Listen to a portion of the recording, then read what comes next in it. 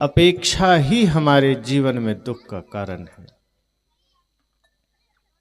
हम किसी से अगर कोई अपेक्षा करते हैं, उम्मीद करते हैं, कामना करते हैं और वो पूरा ना हो तो दुख होता है। जैसे आप किसी के घर निमंत्रण में गए भोजन के लिए और आपने मन में पहले ही अपेक्षा कर लिया कि मैं वहाँ जाऊँगा, कुर्सी और टेबल पर मुझे बढ़िया पीतल की थाली में भोजन मिलेगा। और जैसे ही आप वहाँ गए तो पता चला चटाई बिछी है और कागज़ के पत्ते में आपको भोजन लाया गया। अब आप दुखी हो जाएंगे। अब आपको कितना भी स्वादिष्ट भोजन परोसा गया हो, उस भोजन में रुचि नहीं जगेगी। अब आपके भीतर ये भाव जगता रहेगा कि मैंने सोचा था कुर्सी, लेकिन ये तो चटाई बिछा दिया। मेरी अपेक्षा तो थी कि पीतल के बर्तन मिलेंगे, लेकिन ये तो कागज़ के पत्तल आ गए। और फिर आप दुखी रहेंगे और उस दुख का फिर कोई उपाय नहीं है, कोई दवा नहीं है। आप कहीं भी जाएं, किसी से भी मिलें, अगर आपने पहले ही मन में कोई अपेक्षा की धारणा बना ली है, कोई विचार बना लिया है, कोई विचार खड़ा कर लिया है कि मेरे साथ ऐसा ही व्यवहार होना चाहिए, और यदि उसमें कोई कमी आ गई तो दुख हो जाएगा। यदि आपने अपने पुत्र से यह अपेक्षा कर ली कि मैं पढ़ा रहा हूँ, मैं इसकी परवरिश कर रहा हूँ और बुढ़ापे में ये मेरी सेवा करेंगे, जैसा मैं कहूँगा वैसा करेंगे, बहू आएगी वो मेरी सेवा करेगी, तो आप समझ लेना कि आप दुख का बीज साथ में बो रहे हैं। क्योंकि अपेक्षा जैसे ही निर्मित होती है वैसे ही दुख आरंभ हो जाता है, क्योंकि अपेक्षाएं सदैव टूटती है। और इसलिए संत कहते हैं कि अपने बच्चे की भी परवरिश करना, अपने बच्चे को भी पढ़ाना तो अपेक्षा मत करना। अपेक्षा इस मामले में कि आप कभी यह सोचकर मत पढ़ाइए, यह सोचकर उसको सुविधा मत दीजिए कि ये बुढ़ापे में मेरी सहायता करेगा, बुढ़ापे में मेरा सहारा बनेगा। आप यह सोचिए कि हम पिता हैं, माँ हैं, हमारा दायित्व है, हमारा कर्तव्य है, बस मेरा कर्तव्य है इसलिए मैं पूरा करूँगा, उसकी बात वो जाने। अगर उसके भाव होंगे, उसके विचार बनेंगे, वो सेवा करे तो ठीक, ना करे तो ठीक, मुझे कोई अपेक्षा नहीं है, कोई आशा नहीं है। उसके मंगल भविष्य की कामना कर लीजिए, उसके सुंदर भविष्य की कामना कर लीजिए, लेकिन यह कामना मत करिए कि वो बड़ा होकर के मेरी इच्छा अनुसार चलेगा, मेरी आज्ञा में चलेगा, मेरी सेवा करेगा, बुढ़ापे का सहारा बनेगा। संत जन कहते हैं जैसे ही आप अपेक्षा करते हैं, एक तो आपकी सेवा वहीं खत्म हो जाती है, फिर वो सेवा नहीं रह जाती, फिर वो सौदेबाजी हो जाती। जैसे ही आप बदले में कुछ चाह लेते हैं, वो सेवा वो रह ही नहीं जाती, वो सौदेबाजी हो गई, व्यापार हो गया। और व्यापार का भाव लेकर आप कोई काम करेंगे, सौदेबाजी का भाव लेकर कोई काम करेंगे, तो सुख दुख दोनों साथ होंगे। कभी घाटा भी लग सकता है, कभी मुनाफा भी हो सकता है, लेकिन वो सब भी भौतिक ही होगा, वो भीतर से नहीं होगा। इसलिए संत कहते हैं अपेक्षा बिल्कुल मत करिए।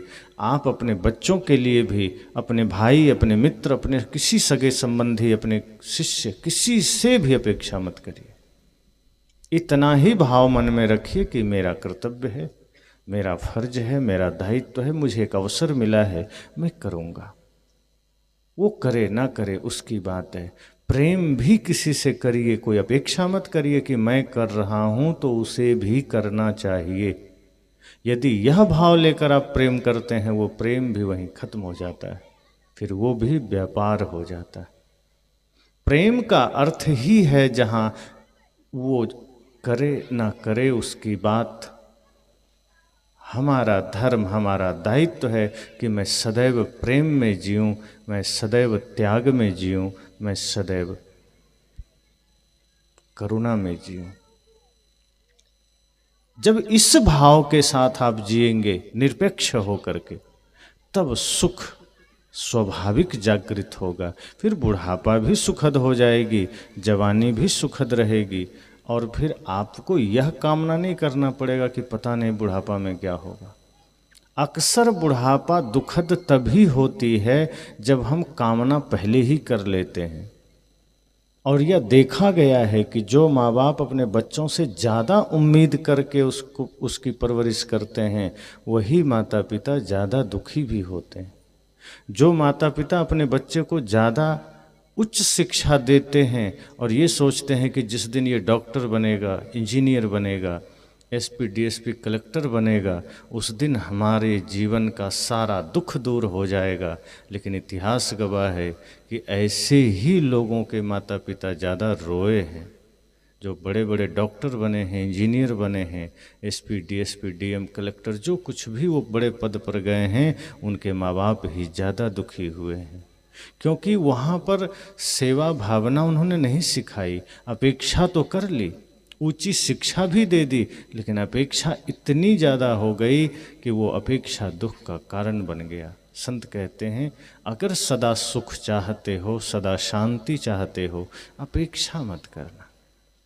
संत गुरुजनों से भी हम जाते हैं मिलने, तो हम अपेक्षा भौतिक ही लेकर जाते हैं, संसार की ही कामना लेकर जाते हैं। इसलिए भक्ति सफल नहीं होती है, इसलिए हमारी श्रद्धा सफल नहीं होती है, हमारा सत्संग सफल नहीं होता है।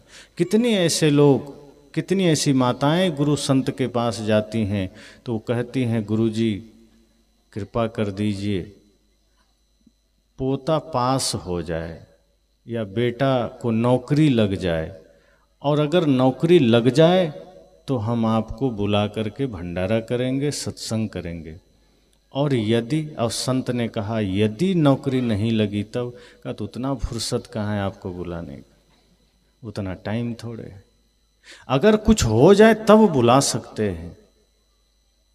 और यदि पोता पास हो गया बढ़िया नंबर से तो माला भी ले लेंगे, माला लेंगे, फिर उसको कभी नौकरी लग गई तो घर बुला के दक्षिणा भी देंगे। संत कहते हैं ये तो फिर वही व्यापार हो गया कि तुमने भक्ति भी, सत्संग भी, संत दर्शन भी व्यापार ही समझा है, तुमने धर्म को व्यापार ही समझा है। सत्संग करके भी, संत दर्शन करके भी अगर तुमने संसार की ही कामना की है तो फिर सत्संग को तुम समझे ही नहीं। ये सत्संग, ये संत दर्शन तुम्हारे मुक्ति के लिए है, तुम्हें संसार से मुक्त करने के लिए है, और उनसे ही संसार मांग रही हो।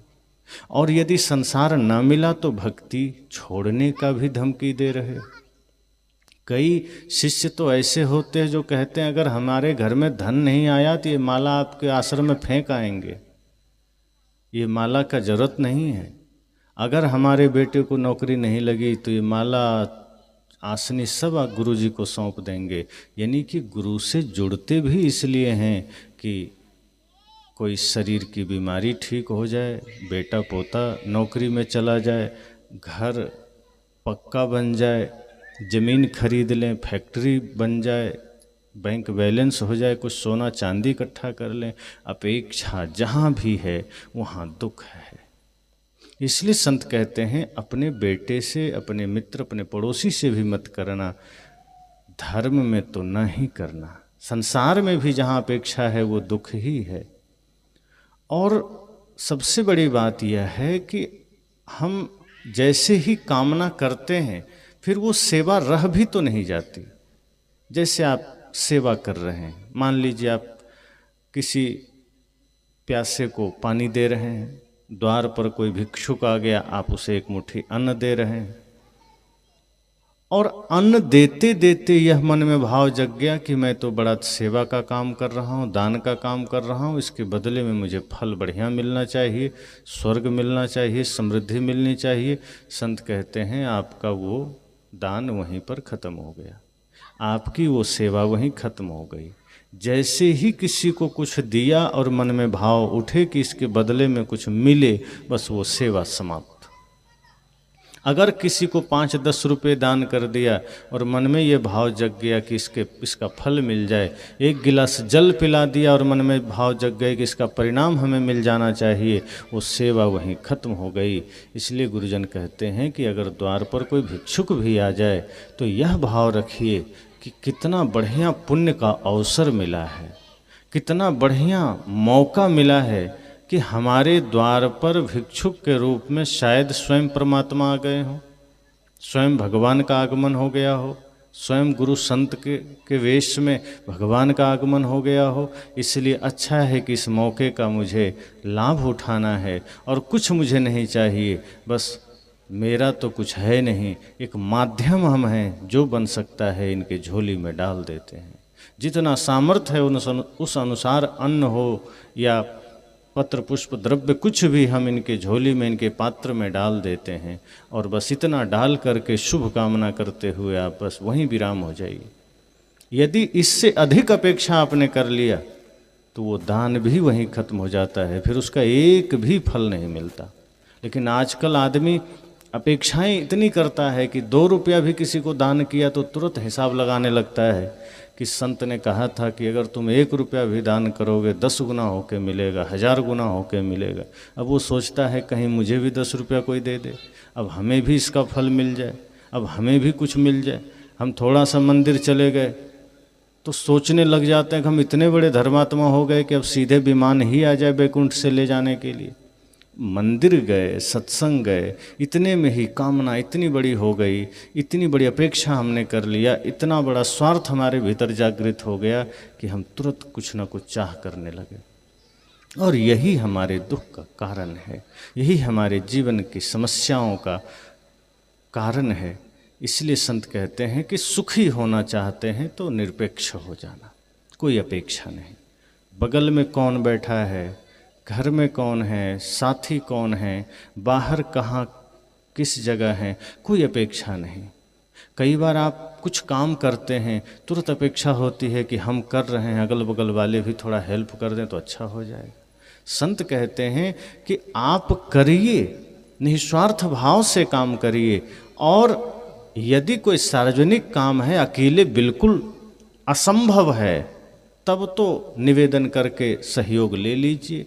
लेकिन अगर लग जाए कि हाँ कोई व्यक्ति अन्य कार्य में लगा है, लग जाए कि हाँ वो व्यक्ति अभी तैयार नहीं है और हमारे लिए ये अवसर है, तो अकेले करने की चेष्टा करिए जितना बन जाए। लेकिन अगर अपेक्षा कर लेंगे कि 2-4 लोग हमें भी हेल्प करें, अगल बगल वाले हमारी भी सहायता करें, हम कर रहे हैं हम इसमें भी लोगों को लगा लें, तो वो फिर सेवा नहीं रह जाती, फिर वो ज़बरदस्ती का भार बन जाता है। इसलिए कहीं भी रहिए, इस भाव में रहिए कि ये हमारा धर्म है, ये हमारा दायित्व है, इसे हमें निभाना है। वैसे भी धर्म सत्संग झुंड में थोड़े होता है। हम प्रैक्टिकल और असल काम तो अकेले में करते हैं। अगर हम गुरु के पास 10, 20, 50 आदमी के साथ भी जाते हैं तो क्या दूसरा आदमी ने धर्म की शिक्षा ले ली तो आपका हो गया क्या? अगर आप भंडारे में भी जाते हैं और 1000 आदमी भोजन करने बैठा है तो 999 आदमी अगर खा रहा है तो आपका पेट नहीं भर जाएगा, आपको भी खाना पड़ेगा। भले ही गए हैं समूह में, गए हैं झुंड में, लेकिन व्यक्तिगत भोजन आपको करना पड़ेगा। इसी तरह सत्संग में भले ही आप सैकड़ों लोग बैठे हैं, लेकिन ये मत सोचिए कि बाकी सबके जीवन में बदलाव आ गया तो हमारा तो काम बन ही जाएगा, माता पिता बदल गए तो हमारा तो काम बन ही जाएगा। ये धर्म सत्संग में प्रतिनिधित्व तो चलता ही नहीं है कि आप कि पिताजी धार्मिक हो गए तो ये समझ लो कि आपका भी काम बन गया, कि माताजी धार्मिक हो गई तो आपका काम बन गया। ये व्यक्तिगत यात्रा है, ये व्यक्तिगत साधना है, इसमें सबको अपनी भागीदारी निभानी होती है। इसमें प्रतिनिधित्व तो चलता ही नहीं है। आप अपने मन के दोषों को मिटाएंगे, आप पवित्र बनेंगे, उसका फल आपको मिलेगा।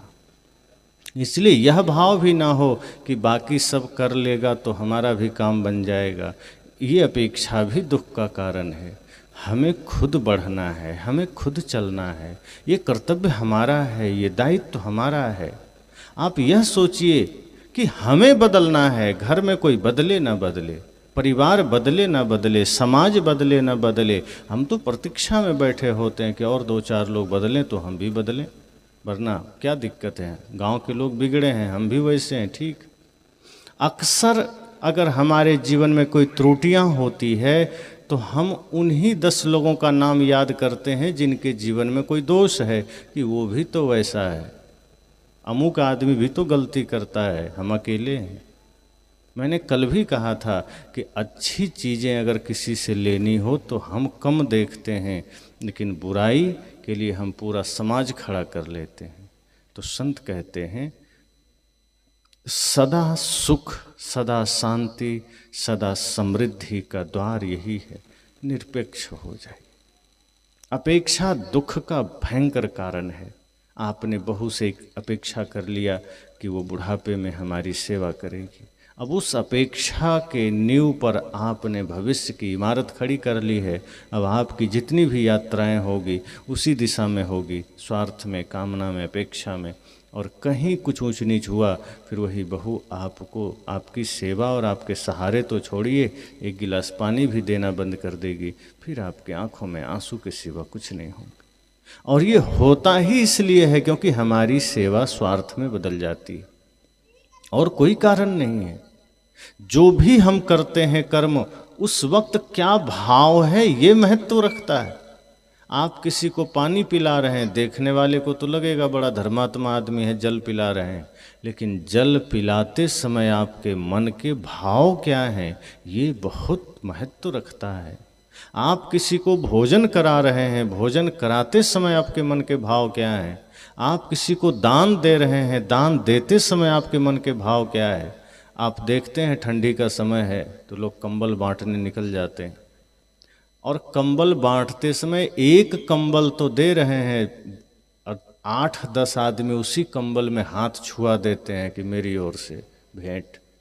अब उस कंबल से बेचारे की ठंडी तो चली जाएगी, लेकिन इसके भीतर जो दान देने की गर्मी है वो नहीं जाएगी, उससे इसको दुख होगा, पीड़ा होगी, कोई परिणाम नहीं मिलेगा। क्योंकि कंबल तो दे आया है लेकिन मन के भाव ठीक नहीं थे, मन की दशा ठीक नहीं थी। दान तो हो गया, बाहर लोगों की दृष्टि में तो सेवा हो गई, लेकिन सेवा हुई नहीं है। दूसरों के नज़र में तो हमने किसी को 5 रुपए दे दिए, किसी की सेवा कर दी, किसी लाचार को उठा दिया, किसी को रास्ता पार करा दिया, किसी भूखे को भोजन करा दिया, लेकिन उसके भीतर जो भाव थे, उस सेवा के करते समय जो मन की दशा थी वो ठीक न थे, तो वो दान दान न हुआ, वो सेवा सेवा न हुई। घर में ही आप देखें, आप सब भोजन बनाते हैं, भोजन बनाते समय यदि मन के भाव पवित्र नहीं है, श्रद्धा के भाव नहीं है, भक्ति के भाव नहीं है, पवित्रता नहीं है, तो आपका वह भोजन दूषित हो जाता है, विष के समान हो जाता है। फिर जो लोग उस भोजन को पाएंगे वो भोजन उनके लिए भोजन नहीं बनेगा। हाँ, ये तो महसूस हो जाएगा कि चलो उदर भर गया है, पेट भर गया है, लेकिन मन में विकृति पैदा होगी, मन में विकार पैदा होगा। फिर वो आपकी सेवा, आपका किया गया कर्म वो फिर फल नहीं देगा, वो दूषित हो जाएगा। इसलिए एक भी कर्म जीवन में करिए, उसके पीछे कोई दूसरा गलत भाव नहीं, कोई अपेक्षा नहीं, कोई कामना नहीं, निश्चल निर्मल भाव के साथ सेवा करिए। आप मंदिर भी जाइए और झाड़ू लगाइए तो यही भाव रखिए कि ये मेरा कर्तव्य है, मैं कर दिया। ये झाड़ू लगाते समय यह भाव कई लोग कर लेते हैं कि जरा 10 आदमी देखे कि देखो हम मंदिर में झाड़ू लगा रहे हैं। घंटी बजा रहे हैं, वो इतना ज़ोर से बजाता है ताकि अगल बगल वाले को पता चले कि बड़ा धार्मिक आदमी है, ज़ोर से घंटी बजा रहे हैं। हमारी पूजा भी इस भाव में शुरू हो जाती है ताकि दूसरे देख सकें, हमारा दान भी इस भाव में शुरू हो जाता है ताकि दूसरे देख सकें, हमारी सेवा भी इस भाव में कि दूसरे देख सकें। और यहीं से बीमारी आरंभ होती है, यहीं से जीवन में दुख का आगमन शुरू होता है। सदा सुख समृद्धि का द्वार यही है कि कुछ भी करिए उसके पीछे कोई स्वार्थ नहीं, कोई कामना नहीं। एक छोटी सी भी सेवा करिए तो यह सोचकर करिए कि ये शरीर मिला है, एक दिन तो राख हो ही जाना है।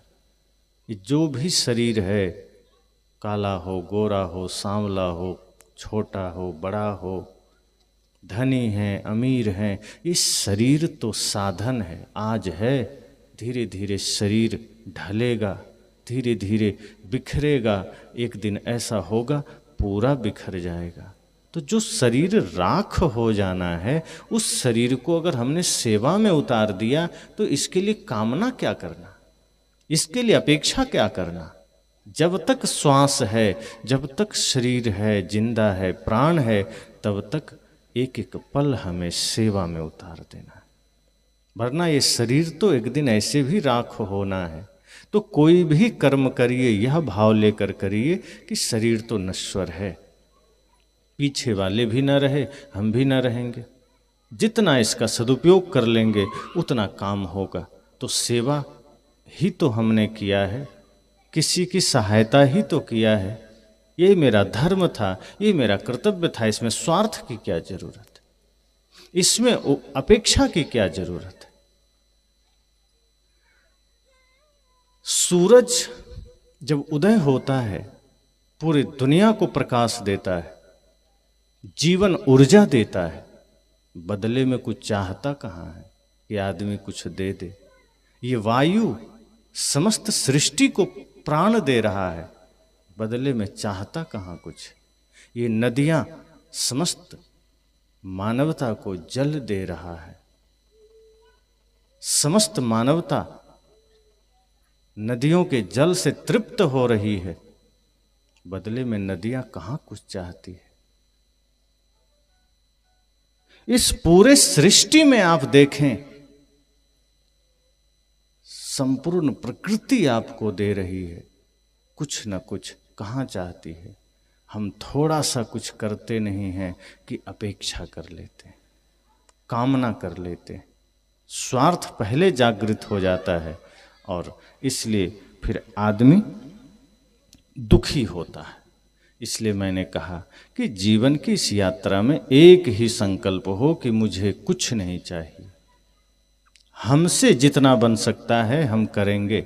सेवा हो, सम्मान हो, पुत्र की सेवा हो, माता पिता की सेवा हो, लाचार असहाय की सेवा हो, प्राणियों की सेवा हो, हमें बदले में कुछ नहीं चाहिए। और जो व्यक्ति बदले में कुछ नहीं चाहता, कोई अपेक्षा नहीं करता, ध्यान रखना उसी को सब मिल जाता है।